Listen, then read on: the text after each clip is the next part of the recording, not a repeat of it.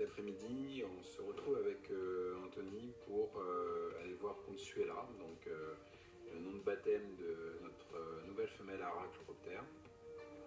T'as vu ce mouvement de tête là. Je m'inquiète un peu pour Consuela parce que j'ai remarqué qu'elle avait une drôle d'attitude, l'œil un peu fermé, des mouvements de tête un peu particuliers. Et il y a toujours cette question de plumage, cette mue qui nous paraît un peu bizarre. Au-dessus de la tête là, avec la lotte là. Ouais. Moi je me souviens pas d'avoir vu ça aussi déplumé. Au départ, ça m'avait pas trop choqué quand je l'avais vu donc à son arrivée. Et puis c'est vrai qu'on la regardant de plus près, notamment quand elle nous voit approcher où elle adopte une attitude d'intimidation. Donc elle gonfle les plumes. Et en gonflant les plumes, d'un seul coup, je vois qu'elle est complètement déplumée au-dessus de la tête et plus d'autres zones. Il faut qu'on la chope. Parce que faut pas qu'elle. J'espère qu'elle attache.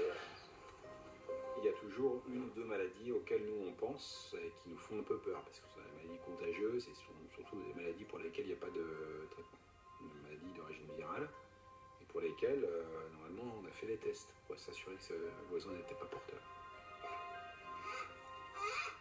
On était de toute façon en phase d'aller l'attraper pour recouper un peu de plumage qui lui servent à voler, avec lesquels elle sort de l'enclos régulièrement.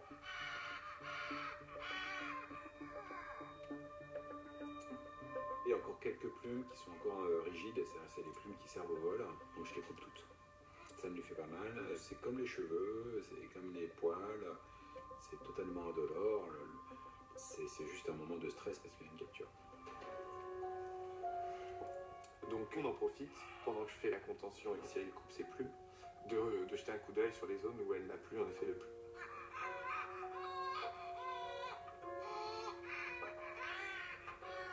J'ai renvoyé une photo à Mélanie, monsieur. Je sais qu'elle peut être en nu, mais je trouve qu'elle est vraiment pas belle pour un oiseau qui est en nu. Non, mais c'est surtout là-dessus peut-être là.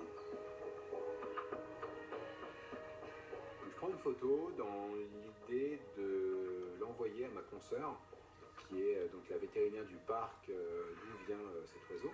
Je me dis, est-ce que voilà, moi l'oiseau, je vais le réexaminer à nouveau, notamment à des moments d'intimidation où je vois qu'il gonfle les plumes, et là j'ai vu des grosses plaques complètement dénudées.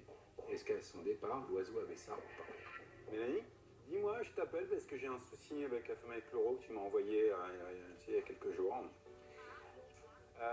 Écoute, je vais t'envoyer, si ça ne dérange pas, une photo du sommet de son crâne, hein, parce qu'en fait, elle... Oui, dis-moi. Ah, alors voilà. Ah.